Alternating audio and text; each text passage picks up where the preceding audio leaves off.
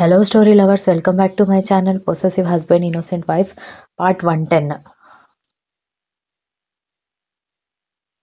ఇంతలో దక్ష అని పిలుస్తూ విశాలాక్షమ్మ రాగానే ఒక్కసారిగా కంగారు పడి ఇద్దరు దూరం జరిగితే వాళ్ళని చూసి ఆవిడ మొహమాటంగా తల తిప్పుకొని పట్టపగలేంటే మీరు, దక్ష నీతో పనుందిరా అని అంటూ మనవరాల్ని తీసుకుని వెళ్తూ దక్ష తల మీద ఒకటి వేయడంతో, అబ్బా అమ్మమ్మ, నీ మనవడు అలిగాడు, మరి ఏం చేయను, ఎక్కడైనా పెళ్ళం అలిగితే మొగుడు బ్రతిమాలుతాడు, కానీ ఇక్కడ రివర్స్, నేనే నీ మనవాడిని ప్రతి విషయానికి బ్రతిమాలుకోవాల్సి వస్తుంది అనగానే, వాడు అలిగేలా నువ్వెందుకు ప్రవర్తిస్తున్నావు అనగానే, ఎప్పుడు దేనికి అలుగుతున్నాడో కూడా అర్థం కావడం లేదమ్మమ్మ, మరి నన్నేం చేయమంటావు అని అడిగేసరికి, సరేరా అనగానే, ఎక్కడికమ్మమ్మ అని అడిగింది.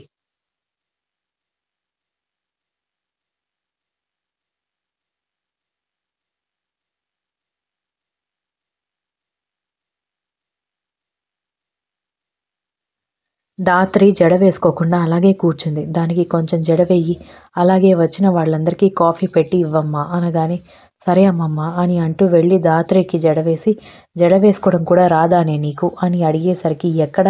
నిండుగా అలంకరించి పెట్టావు, కదిలితే చీర నలిగిపోతుందని అలాగే కూర్చున్నాను అని దాత్రి చెప్పడంతో సరిపోయింది అని అంటూ దాత్రికి జడ అల్లి పూలు పెట్టి పాపిడి బిళ్ళ కూడా అలంకరించి, ఒకసారి పౌడర్ రాసుకో, మొహం అంతా నిద్రమొహంలాగా ఉంది అని చెప్పి వంటగదిలోకి వెళ్ళి అందరికీ కాఫీ పెట్టుకొని తీసుకొచ్చింది.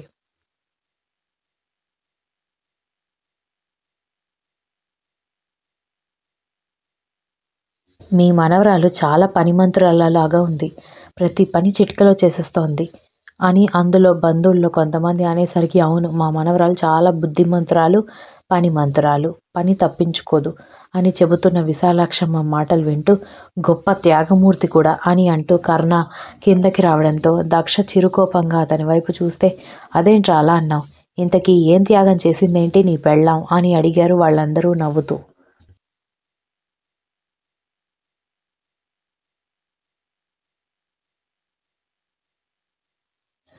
కర్ణ చెప్పబోతూ ఉంటేనే ఆయన అలాగే అప్పుడప్పుడు కావాలని జోక్స్ వేస్తూ ఉంటారు. పిన్ని గారు, మీరు పట్టించుకోకండి, త్వరగా వెళ్ళి స్నానాలు చేయండి, బాత్రూంలో చాలా లిమిటెడ్గా ఉన్నాయి కదా, అందరూ ఒకేసారి చేయాలంటే కుదరదు అని చెప్పడంతో ఇక అందరూ ఒక్కొక్కరిగా స్నానానికి వెళ్తే, ఇంతలో పెళ్లి వాళ్ళు వచ్చారని తెలియడంతో వాళ్ళకి విడిది ఇల్లు చూపించడానికి కర్ణ బాబుని తాతగారిని పంపించింది విశాలాక్షమ్మ.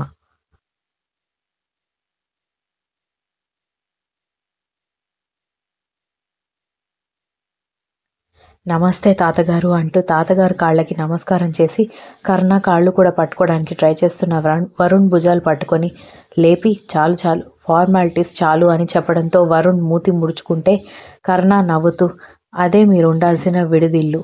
ఇందులో అన్ని ఫెసిలిటీస్ ఉన్నాయి, బాత్రూమ్స్, బెడ్రూమ్స్ అన్నీ, మీరే మీకు నచ్చిన రూమ్స్ సెలెక్ట్ చేసుకోండి, మళ్ళీ ఒకరికి గది ఇంకొకరికి ఇంకొక గది చూపిస్తే మేమేదో పార్షియాలిటీ చూపించామని ఫీల్ అవుతారు, ప్రతిరోజు ఫుడ్, కాఫీలు, టిఫిన్స్, స్నాక్స్ అని మెయిన్గా మా ఇంటి దగ్గర నుంచి వస్తాయి, మీరేం వండుకోవాల్సిన అవసరం లేదు, హోటల్ నుంచి తెప్పించుకోవాల్సిన అవసరం లేదు, ఎలాంటి ఫుడ్ ఎవరెవరు తింటారు అనేది చెప్తే చాలు అన్నాడు కర్ణ.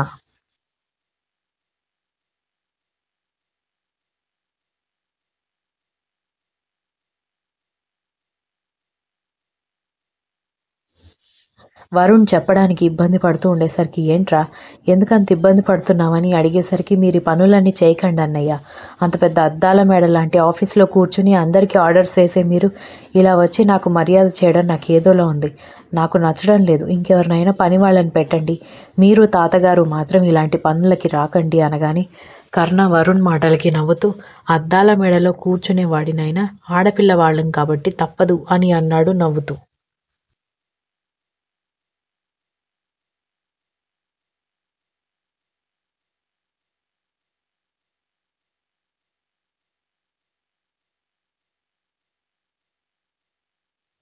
ఎవరైనా సరే వద్దన్నయ్య ప్లీజ్ అని రిక్వెస్ట్ చేయడంతో,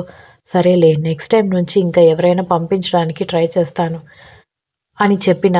ఆ రోజు మొత్తం వివిధ రకాల పనులకి వాళ్ళకి ఫుడ్ ఇప్పించడానికి కూడా కర్ణ రావడంతో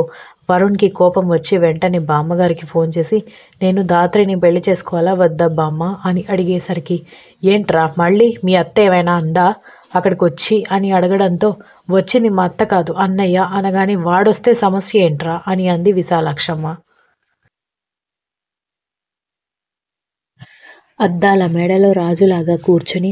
అన్నయ్యని మా పనులు చూడ్డానికి ఎందుకు పంపిస్తున్నావు నానమ్మ అని కోపంగా అడగడంతో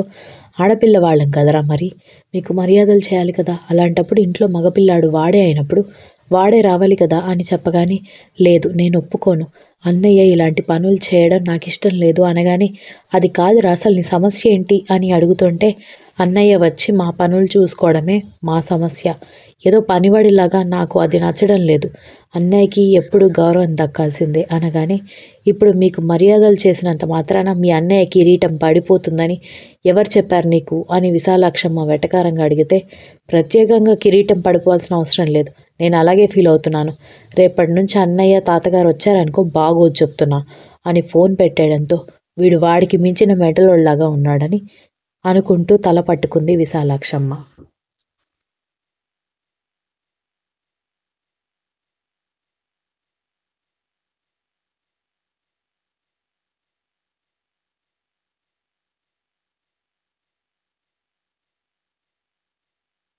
మర్నాటి నుంచి కర్ణబాబుని తాతగారిని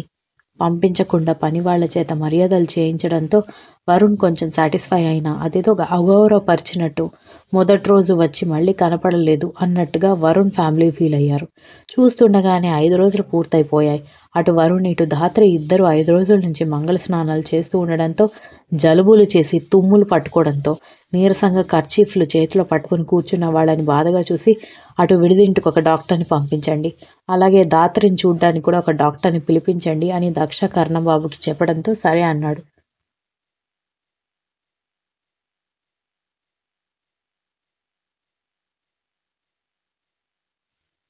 డాక్టర్స్ వచ్చి చెక్ చేసి ప్రాబ్లం ఏమీ లేదు, కంటిన్యూస్గా తెల్లవారుజామున చన్నీళ్ల స్నానం, అది కూడా చాలాసేపు అవ్వడం వల్ల జలుబు చేసింది అంతే అని చెప్పి ఇంజెక్షన్ చేసి టాబ్లెట్స్ ఇచ్చి వెళ్ళిపోయాడు. ఈలోపు పెళ్లికి ఒక రోజు ముందు వరుణ్ ఫ్యామిలీ రావడంతో విశాలాక్షమ్మ వాళ్ళు వాళ్ళని గౌరవించి లోపలికి పిలిస్తే ఇది అమ్మాయికి పెట్టాల్సిన బంగారం అని చెప్పి ధాత్రి కోసం చేయించిన బంగారం తీసుకుని రావడంతో అయ్యో ఇప్పుడు ఇదంతా ఎందుకు, మీరు బంగారం పెట్టకపోయినా మేమేమీ అనుకునే వాళ్ళం కాదు అని అంది విశాలాక్షమ్మ.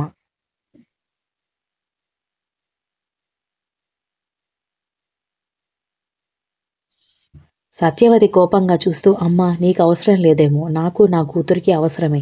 ఆయన పెట్టేవాళ్ళని పెట్టనివ్వకుండా మధ్యలో నువ్వేంటి అని కోపంగా అనగానే కూతుర్ని కోపంగా చూస్తూ బంగారం అనగానే బావురు కప్పలాగా నోరు తెరుస్తావే అని కోపంగా చెప్పి వాళ్ళతో మాట్లాడుతూ ఉండిపోయింది. కొద్దిసేపు కూర్చుని వాళ్ళందరూ వెళ్ళిపోయారు. తాతగారు ఊరి రామాలయం దగ్గర మండపాన్ని ఏర్పాటు చేయమని చెప్పడంతో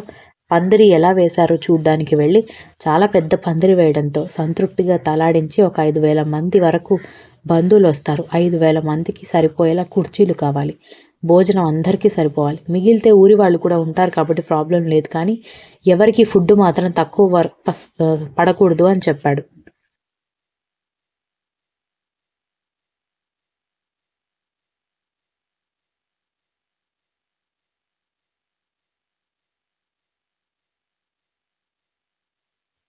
మర్నాడు ఉదయాన్నే పెళ్లి కావడంతో బంధువుల తాకిడి ఇంకా ఇంకా పెరిగిపోయి ఇసుకేస్తే రాలన్నట్టుగా ఇల్లంతా నిండిపోయింది. దాంతో దక్ష ఇంట్లో ఉన్న బంగారం చీరలు మొత్తం బీరువాలో పెట్టి తాళం వేస్తుంటే రేపు కట్టుకుంటావు కదా మళ్ళీ తాళం వేసి దాచిపెడుతున్నావని ఏంటని లోపలికి వచ్చిన కర్ణ బెడ్ మీద రిలాక్స్ అవుతూ అడిగేసరికి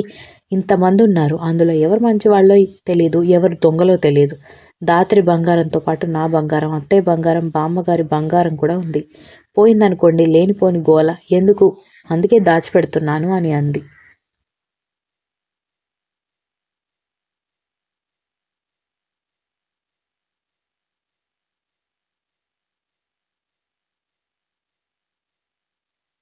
నువ్వు చెప్పింది నిజమేలే, కానీ నానమ్మ మమ్మీ వెతుక్కుంటారేమో అనగానే నేను వాళ్ళకి చెప్తానులే, మీరు కంగారు పడకండి అని చెప్పి అన్నట్టు రేపు మీరు పట్టు పంచె వేసుకోవాలి, మీరు సిటీ నుంచి తెచ్చుకున్న డ్రెస్ వేసుకోవడానికి నేను ఒప్పుకోను అనగానే ఏంటి కామెడీ చేస్తున్నావా, నేను అసలు పట్టు పంచె కట్టుకునే ప్రసక్తే లేదు అనగానే బాగుంటుందండి అనగానే చూసే మీకు బాగుంటుందండి, వేసుకునే నాకు చినిగి చాట్ అవుతుందండి అని అన్నాడు. కంటిన్యూస్ కామెంట్స్, రేటింగ్స్, సబ్స్క్రిప్షన్స్ మర్చిపోకండి. కంటిన్యూస్.